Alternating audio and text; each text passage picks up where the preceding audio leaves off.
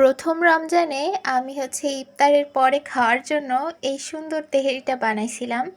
রাঁধুনির যে প্যাকেট মশলা আছে সেটার সাহায্যে আমি বানিয়েছিলাম। ঢাকার যে অথেন্টিক তেহারি সেটার মতোই বানানোর চেষ্টা করেছি। জানি না কতদূর পেরেছি, তবে আলহামদুলিল্লাহ বেশ ভালোই খেতে হয়েছিল। তো প্রথমেই আমি 1.5 কাপ তেল নিয়ে নিয়েছি আর 1.5 কাপ পেঁয়াজ কুচি। পেঁয়াজ কুচিটা আমি বেশ ভালো মতো সময় নিয়ে ভেজে নিয়েছি নরম করে। আমি বেরেস্তার মতো লাল লাল করে ভাজবো না। তারপরে আমি 3 চামচ আদা বাটা নিয়ে নিয়েছি আর 2 চামচ রসুন বাটা।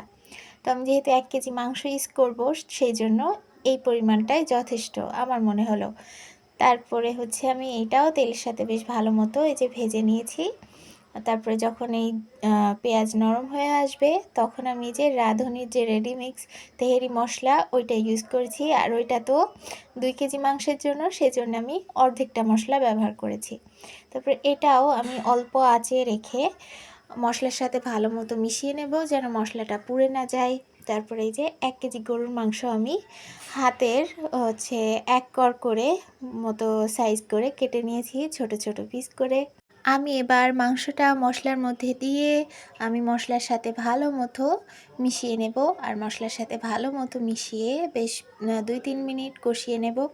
তারপরে আমি মাংসটাকে সেট করে এক জায়গায় করে আমি এবার ঢাকা দিয়ে মাংসটা অনবরত নেড়ে কষিয়ে নিতে হবে, যেন নিচে লেগে না যায়।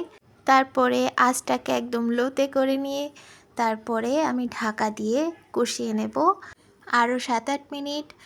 এবার ঢাকাটা তুলে দেখুন কতটা পানি বের হয়েছে মাংস থেকে।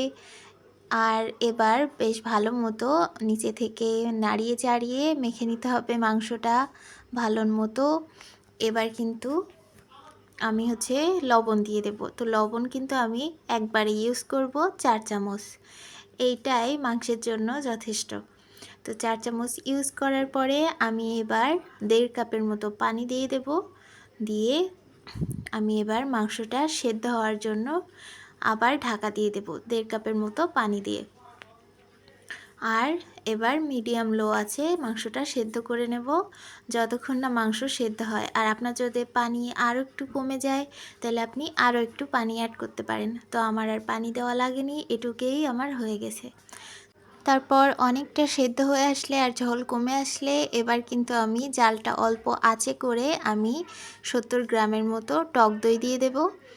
আর টক দই দেওয়ার সময় জালটা কমিয়েই রাখবেন, নইলে দইটা ফেটে যাওয়ার ভয় থাকে। তো এবার দইটা দেওয়ার পর নেড়েচেড়ে কিন্তু আমি আবার ঢাকা দিয়ে রাখছিলাম। তারপরে আবার সেদ্ধ করে নিয়েছি মাংসটা। আর মাংসটা সেদ্ধ হয়ে আসলে আমি এই যে ঝোল আর মাংসটা আলাদা করে ফেলবো। তো মাংসটা আমি আলাদা পাত্রে তুলে রাখবো।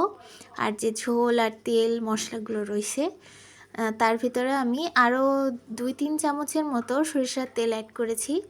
আপনারা চাইলে পুরোটাই সরিষার তেল দিয়ে করতে পারেন, তবে আমার জামাই খায় না, সেজন্য আমি সয়াবিন তেলই ইউজ করছি। তারপরে যে ধুয়ে রাখা চালটা এই তেল আর মশলার ভিতরে দিয়ে দেব।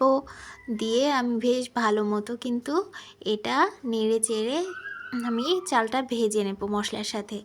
আর এই যে ঝোল ঝোল যে ভাবটা এটা আর থাকবে না। ভাজা শেষ হলে তারপর আমি 15-20টা মতো কিশমিশ আর 7-8টা মতো কাঁচামরিচ দিয়ে চালটা ভেজে নেব।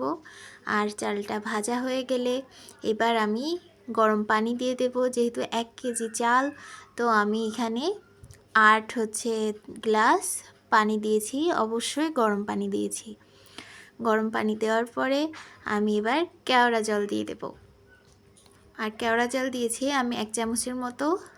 আমার কেওড়া জলটা শেষ হয়ে গেছিলো, তো যেটুক বাকি ছিল সেটুক সম্পূর্ণ দিয়ে দিয়েছি। আর আমার পাত্রটা না অনেকটাই ছোট হয়ে গেছিলো। 1 কেজি চাউল তো আমি বুঝতে পারিনি। তো আমি এটার ভিতরেই কোনো রকমের চেষ্টা করছি। তো এবার আমি কিন্তু চালের ভিতরে তুলে রাখা মাংসগুলোও দিয়ে দিয়েছিলাম। আর মাংসগুলো দিয়ে দেওয়ার পরে একদম টাই অবস্থা হয়ে গেছে।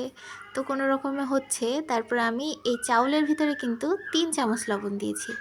তো 1 কেজি চাল আর 1 কেজি মাংসের জন্য এই যে 7 চামচ লবণ দিয়ে দিয়েছি।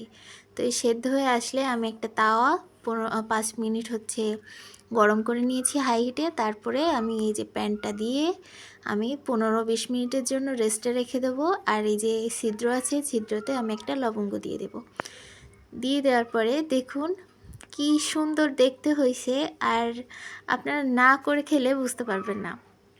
আসলে অনেক মজা হয়েছিল। তো আমি প্রথম দিন এত তো খেতে পারছিলাম না, আমি ফ্রিজে ডিপ করে রাখছিলাম। তারপর পরের দিন যখন আবার গরম করছি ডিপ থেকে বের করে রাইস কুকারে, তখন খেতে তো আরও মজা লাগছিল। তো আজ এই পর্যন্তই, আল্লাহ হাফেজ।